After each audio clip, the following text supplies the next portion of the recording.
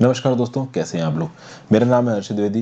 Class 9th की NCERT history किताब का चैप्टर नंबर 2 हम लोग शुरुआत कर रहे हैं। चैप्टर नंबर 2 का टाइटल है सोशलिज्म इन यूरोप, यानी यूरोप में सोशलिज्म और रशियन रेवोल्यूशन। तो यहाँ पे हम लोग देखेंगे, शुरुआत करते हैं the age of social change की। हमने पिछले चैप्टर में देखा कि कैसे यूरोप में फ्रेंच रेवोल्यूशन के दौरान फ्रीडम और इक्वलिटी के आइडिया आग की तरह फैलने लगे। फ्रेंच रेवोल्यूशन ने यह बताया कि जिस तरीके से सोसाइटी 100, 200, 400, 500, हजारों सालों से चली जा रही है, ऐसा ज़रूरी नहीं है कि सोसाइटी हमेशा ऐसे चलते रहेगी।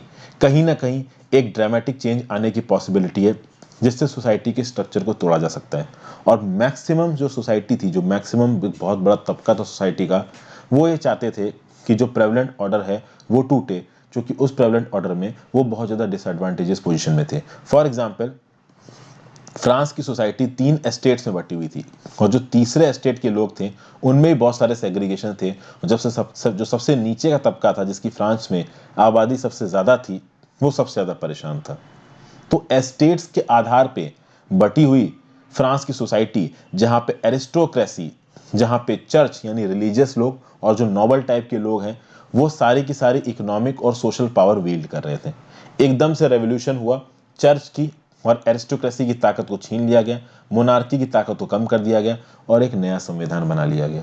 जब इस तरीके की चीजें हुई ना फ्रेंच रेवोल्यूशन में, दुनिया भर के लोगों को, चाहे वो यूरोप की दूसरी कंट्रीज हो, चाहे एशिया में इंडिया या दूसरी कंट्रीज हो, इन सबको लगा कि भाई कहीं ना कहीं लोगों के अंदर दम है, कहीं ना कहीं रेवोल्यूशन में एक पोटेंशियल है, कहीं ना कहीं इंडिविजुअल राइट्स को एक्सरसाइज किया जा सकता है, सोशल पावर को लेके आया जा सकता है। और इंडिया में फ्रेंच रेवोल्यूशन से अफेक्टेड दो बहुत इंपॉर्टेंट लोग हैं, डेरोजियो साहब, राजा राम मोहन रॉय जी।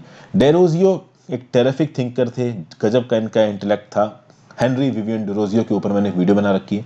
हेनरी विवियन डेरोजियो, मेरे नाम के साथ यूट्यूब में सर्च मारिए, मैंने स्पेक्ट्रम में भी इनके बारे में बता रखा है और आज से 2, 2.5, 3 साल पहले भी मैंने इनके ऊपर एक वीडियो बनाई थी। वो सारी वीडियोस आप इनके नाम के साथ मेरा नाम सर्च मारेंगे आपको मिल जाएंगे। वैसे तो इनके ऊपर यूट्यूब में लाखों वीडियोस पड़ी होंगी, बट मैंने जो बनाई है आप उसको देखने के लिए आपको मेरा नाम टाइप करना पड़ेगा। फिर बात करते हैं कि भैया फ्रेंच रेवोल्यूशन के आइडियाज को इंडियन कंटेक्स्ट में लगा के पढ़ाने का मेन काम किसने किया? राजा राम मोहन रॉय जी ने। तो कहीं ना कहीं ये जो चेंजेस फ्रेंच रेवोल्यूशन के चलते दुनिया भर में फैल रहे थे, वो ब्रिटेन की कॉलोनीज में पहुंचे, इंडिया में भी पहुंचे। अब आप देखो, हम यूरोप की बात करें तो यूरोप में ट्रांसफॉर्मेशन चाहते थे लोग, बट किस लेवल का ट्रांसफॉर्मेशन चाहते थे ये देखने वाली बात है। कुछ लोग एक कंप्लीट ट्रांसफॉर्मेशन चाहते थे, कुछ लोग ग्रेजुअल ट्रांसफॉर्मेशन चाहते थे, कुछ लोग ट्रांसफॉर्मेशन चाहते ही नहीं थे। तो यहाँ पे 3 कैटेगरी के लोग निकल के आ रहे हैं। एक है कंजर्वेटिव, एक है लिबरल, एक है रेडिकल्स। एक और कैटेगरी निकल के आती है जिनको आप बोलते हो nationalist. Nationalist, conservatives, liberals, radicals, इन सब की सोच में प्रिसाइजली क्या डिफरेंस है ये हम देखेंगे। बट आपको एक बात समझनी पड़ेगी, ये सारे जो टर्म्स है ना, इनका मतलब अलग अलग समय में अलग अलग होगा। यानी कि फॉर एग्जाम्पल अगर मैं बात करूं लिबरलिज्म की, तो अगर आप लिबरलिज्म नाम के शब्द को 18th सेंचुरी के फ्रांस में देखें और लिबरलिज्म नाम के शब्द को आज की 21वीं शताब्दी के फ्रांस में देखें, तो लिबरलिज्म का मतलब फ्रांस में 18वीं शताब्दी में अलग था, 21वीं शताब्दी में अलग था। तो ये जो फिलॉसफीज हैं लिबरलिज्म की, रेडिकलिज्म की, कंजर्वेटिव की, नेशनलिस्ट की, ये समय के साथ साथ बदलती रहती हैं। नेशनलिज्म की फिलॉसफी भी बहुत अलग है दोस्तों। अलग अलग लोगों के लिए अलग अलग नेशनलिस्टिक फिलॉसफीज हो सकती हैं। इंडिया में राजस्थान में रहने वाले बंदे के लिए नेशनलिज्म का मतलब होता है कि मैं इंडियन हूं। और अगर आप NSCN इसाक मुवैया की बात कर लीजिए या दूसरे फैक्शनिस्ट ग्रुप्स की बात कर लीजिए, तो वो कहीं ना कहीं अपने आप को अपनी नेशनैलिटी, अपने कल्चर से एसोसिएट करेंगे, ओवरऑल इंडिया का पार्ट अपने आप को नहीं बताएंगे, वो को एग्जिस्टेंस की बात करते हैं। तो ये सब चीजें हैं दोस्तों। ओके, तो यहां पे देखते हैं कि political traditions of the 19th century, political traditions of the 19th century किस तरीके से आगे आने वाले समय में चेंज होने वाली थी, इनको यहां पे समझने की कोशिश करेंगे। और सबसे पहले समझेंगे लिबरल्स, रेडिकल्स और कंजर्वेटिव्स के बारे में। तो उस समय की फ्रांस की सोसाइटी में, या आगे आप 17 तो नहीं, 18th सेंचुरी, 19th सेंचुरी की बात कर लीजिए, लिबरल्स का मतलब क्या था? लिबरल्स वो लोग थे जो सारे रिलीजन्स को टॉलरेट करना चाहते थे। अब अगर आप उस समय की यूरोपियन कंट्रीज को देखो तो वहां पे एक धर्म डोमिनेंट था, वो थी क्रिश्चियनिटी। लेकिन क्रिश्चियनिटी में भी अपने अपने फैक्शंस थे, जैसे कि चर्च ऑफ इंग्लैंड था, फिर ऑस्ट्रिया और स्पेन में कैथोलिक चर्च था, तो ब्रिटेन चर्च ऑफ इंग्लैंड को सपोर्ट करता था, ऑस्ट्रिया और स्पेन कैथोलिक चर्च को सपोर्ट करते थे। लिबरल्स क्या बोलते थे कि भैया सब बराबर हैं, आप सारे रिलीजन्स को इंपॉर्टेंस दीजिए, रिलीजन के नाम पे आप सोसाइटी को मत बांटो।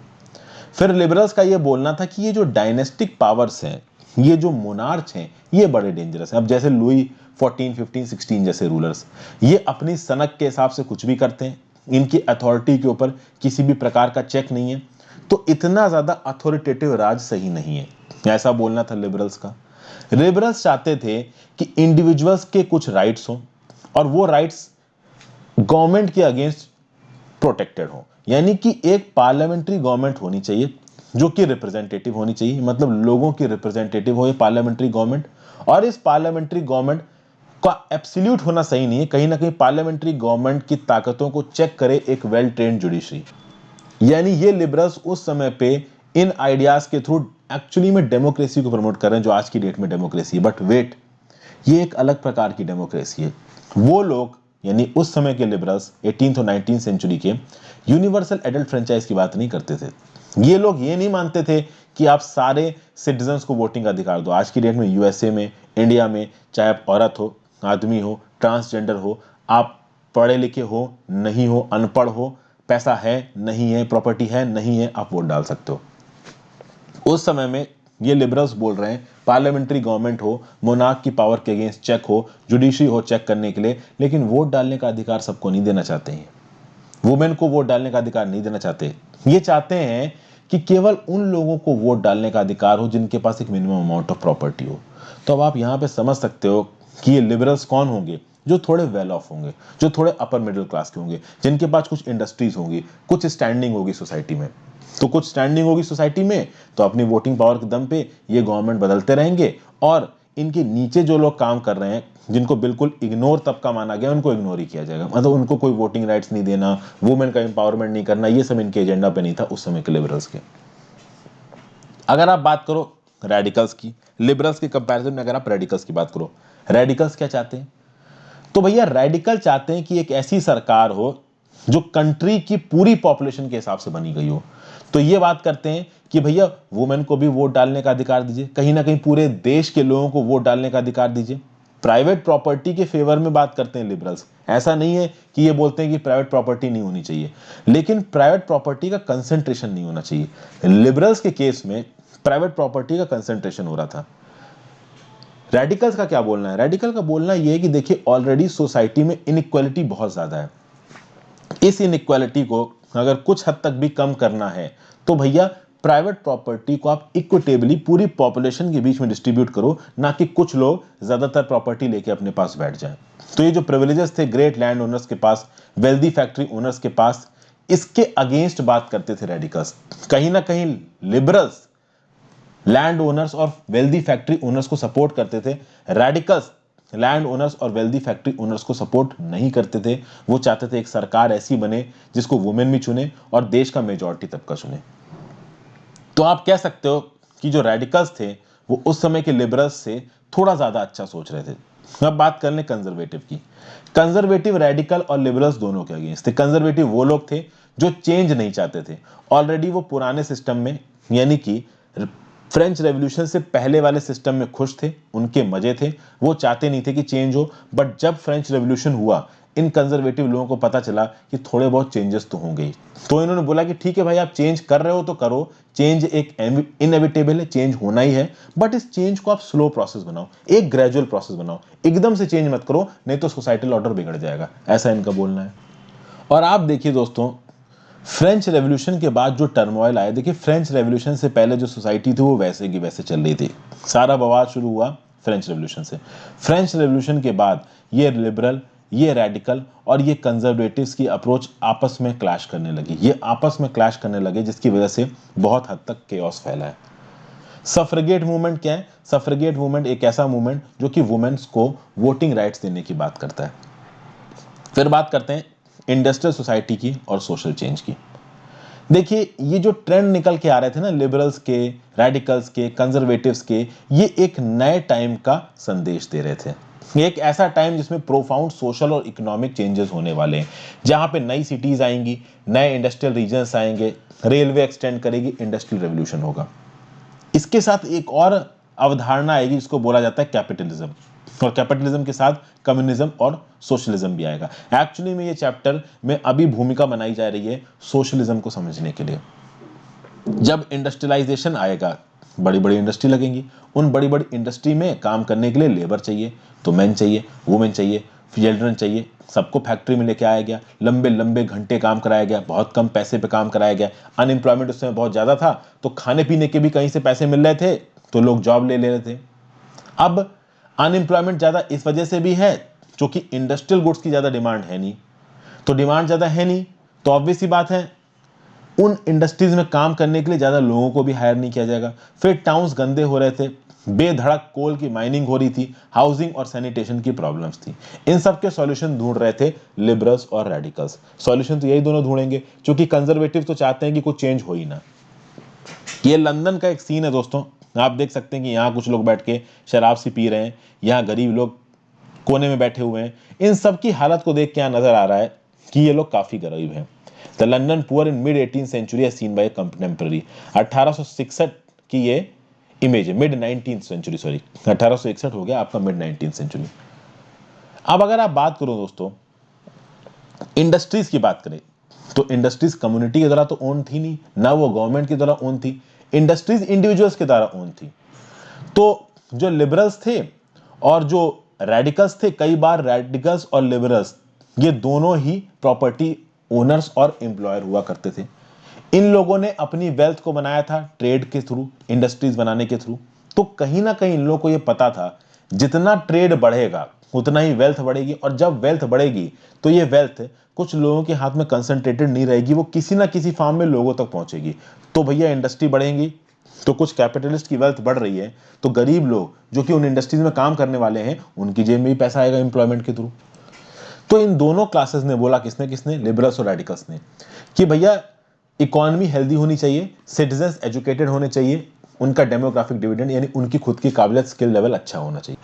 फिर इस क्लास ने ये बोला कि भैया जो ओल्ड एरिस्टोक्रेसी के पास प्रिविलेजेस थे ना, ये प्रिविलेजेस सही नहीं चल पाएंगे। प्रिविलेजेस के दम पे ये जो ओल्ड एरिस्टोक्रेसी है ये अपना राज चलाती रहती है, बर्थ के दम पे ये मजे मारते रहते हैं, किसी भी प्रकार की मेहनत नहीं करते। तो अब एक ऐसी सोसाइटी बनाने की जरूरत है जहां पे इंडिविजुअल एफर्ट, लेबर और इंटरप्राइज के दम पे एक इंसान अपनी औकात बनाए, ना कि सिर्फ एक क्लास में पैदा हो गया इसकी वजह से उसकी औकात बन जाए। तो भैया अगर फ्रीडम ऑफ इंडिविजुअल्स को इंश्योर करना है तो पुअर मेहनत करके खुद पैसे कमा सकता है। अगर भाई कैपिटल यानी कि जिनके पास कैपिटल है, अगर वो लोग अपने कैपिटल के दम पे इकोनॉमी में प्राइवेट इंटरप्राइज के थ्रू नई इंडस्ट्री बनाएं, प्रोडक्शन करें, तो कहीं ना कहीं लॉन्ग टर्म में सोसाइटी में जो इकोनॉमिक इनइक्वालिटी है ना वो जाएगी। आगे क्या बोला जा रहा है, many working man and women who wanted changes in the world rallied around liberal and radical groups and parties in the early 19th century. सोचिए उस समय पे तीन मेन क्लासेस थी, लिबरल, रेडिकल और कंजर्वेटिव। कंजर्वेटिव तो चेंज चाहते ही नहीं है, तो जिन लोगों की हालत खराब है वो देखेंगे भाई ये तो चेंज चाह ही नहीं रहे, तो हम दबते चले जाएंगे। तो ऑब्वियस सी बात है लोग लिबरल्स को और रेडिकल्स को ज्यादा सपोर्ट देंगे। कहीं ना कहीं देखा जाए तो रेडिकल्स को लिबरल्स से ज्यादा सपोर्ट मिला, क्योंकि रेडिकल्स थोड़ा और रेवोल्यूशनरी तरीके से सोसाइटी को चेंज करने की बात करते थे। कुछ नेशनलिस्ट भी थे दोस्तों।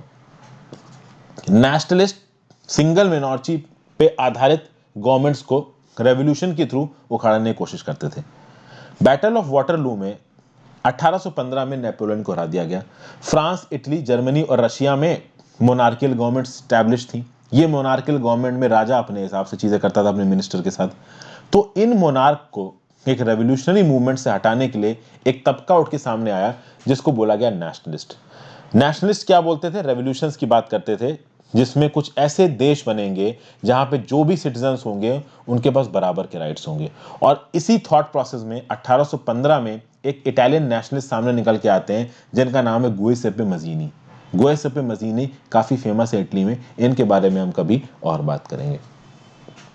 अब बात करते हैं coming of socialism in Europe. देखिए भैया अब हम पहुंच रहे हैं ऑलमोस्ट मिड 19th सेंचुरी में, लगभग 1850 तक पहुंच रहे हैं। और 1850 तक जो भी अलग अलग पॉलिटिकल आइडियाज आए थे, पॉलिटिकल ऑथर्स के थ्रू, फ्रेंच रेवोल्यूशन के through, American independence, first war of American independence के बाद जो अमेरिकन सोसाइटी आई उसके थ्रू, हालांकि अमेरिकन सोसाइटी तो पूरी तरीके से कैपिटलिस्ट थी, बट कहीं ना कहीं यूरोप में सोशलिज्म की फिलॉसफी आगे बढ़ रही थी। और सोशलिज्म की फिलॉसफी क्या बोलती थी कि भैया प्राइवेट प्रॉपर्टी नहीं होनी चाहिए, private property is the root cause of all social ills. क्यों? क्योंकि कुछ इंडिविजुअल्स अगर सारी प्राइवेट प्रॉपर्टी को गेन करेंगे तो वो इंडिविजुअल्स केवल अपने पर्सनल बेनिफिट और पर्सनल गेन और प्रॉफिट के लिए काम करेंगे। कुछ हद तक ये बात सही है। और अगर वो सिर्फ अपने पर्सनल गेन और पर्सनल प्रॉफिट के लिए काम करेंगे तो ऑब्वियस सी बात है अपना भला करने के चक्कर में वो बाकी सोसाइटी का भला नहीं करेंगे। तो सिंगल इंडिविजुअल्स कंट्रोल प्रॉपर्टी और एंटरप्राइजेस सॉल्यूशन नहीं है। जरूरी ये है कि गवर्नमेंट सारे के सारे प्रॉपर्टी और एसेट्स को ओन करे और ये गवर्नमेंट फिर कलेक्टिव सोशल इंटरेस्ट में लोगों के लिए काम करे। ये फिलॉसफी बहुत तेजी से उभरी मिड 19th सेंचुरी यूरोप में। और इस सोशलिज्म की फिलॉसफी के बहुत अलग अलग फैसेट्स निकल के आए। जैसे कि इसके अंदर एक फैसेट निकला कोऑपरेटिव्स। कोऑपरेटिव्स इंडिया में बहुत चलते हैं। कोऑपरेटिव्स में क्या होता है कि किसी एक पर्टिकुलर फील्ड में, मान लीजिए मछली पकड़ने में, जो एक जगह के मछुआरे हैं सबने मिलकर अपना ग्रुप बना लिया और सबने मिलकर अपना ग्रुप बना के अपना काम बांट लिया। तो ये आदमी मछली पकड़ेगा, ये आदमी मछली पकड़ के उनको लॉजिस्टिक्स के थ्रू मेन मार्केट में ले जाने की कोशिश करेगा। मेन मार्केट में पहुंच के एक नेगोशिएटर उस मेन मार्केट के ट्रेडर से बात करेगा मछलियां बेचने के लिए। तो ये क्या हो गया? कोऑपरेटिव हो गया, जहां पे कुछ लोग मिल गए, उन्होंने अपने एंटरप्राइज को एफिशिएंटली चलाने की कोशिश की। सोशलिज्म में भी यही हुआ। रॉबर्ट ओवन नाम के एक लीडिंग इंग्लिश मैन्युफैक्चरर थे, 1771 से 1858 के टाइम पीरियड में एक्टिव थे। इन्होंने कोऑपरेटिव कम्युनिटी बनाई जिसका नाम दिया गया न्यू हार्मोनी इन इंडियाना नाम का जो स्टेट है यूएसए में।